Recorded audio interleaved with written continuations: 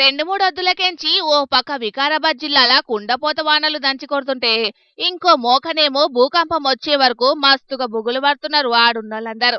వికారాబాద్ జిల్లా పరిగి మండలంలున్న రంగారెడ్డి, బసిరెడ్డిపల్లి, న్యామత్ నగర్ ఊళ్ళల్లా ఎగిలి వారంగొచ్చిందట భూకంపం.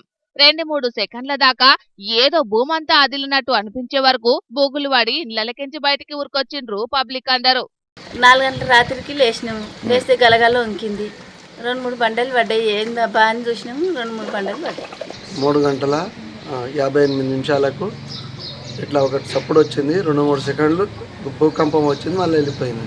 ఇక ఎగిలివారంగా 3-4 గంటల నడమ కాబట్టి పబ్లిక్ అందరూ మంచి గాఢ నిద్రలున్నారట. కానీ ఉన్నట్టుండి దబేల్మని సప్పుడొచ్చే వరకు రోడ్డు మీదేమన్నా టక్కరైందా ఏందని నిద్రలకెంచి లేచి మస్తు పరేషానైనట. కానీ బయటికొచ్చి చూసే వరకు అర్థమైందట గది భూకంపమేనని. ఇక కొన్ని జాగలనైతే ఇంట్లున్న బోలు బోకెలన్నీ కింద పడ్డాయట. ఈ గిది చూసి ఇండ్లలున్న పబ్లిక్ అందరూ పానాలను కాపాడుకోవాలని బయటికి ఊరుకొచ్చిందట. అయితే అది వరకు సుతం వికారాబాద్ లా గిట్లనే భూకంపం వచ్చిందట. మళ్ళిప్పుడు చిన్న జర్క్ ఇచ్చినట్టయ్యే వరకు ఏమైతదోనని మస్తుగా గుబులు పడుతున్నారట ఆడున్న పబ్లిక్. మూలిగే నక్క మీద తాటిపండు పడ్డట్టు ఇప్పటికే అడ్డగోలు వానలతోని ఆగమైతున్నారంటే మీదికెంచి వచ్చిన గీ భూకంపం చెయ్యబట్టి ఎప్పుడు ఏమైతదోనని పానాలను అరిచేతిలో పెట్టుకొని బిక్కు బిక్కుమంటున్నారట ఆడున్న పబ్లిక్.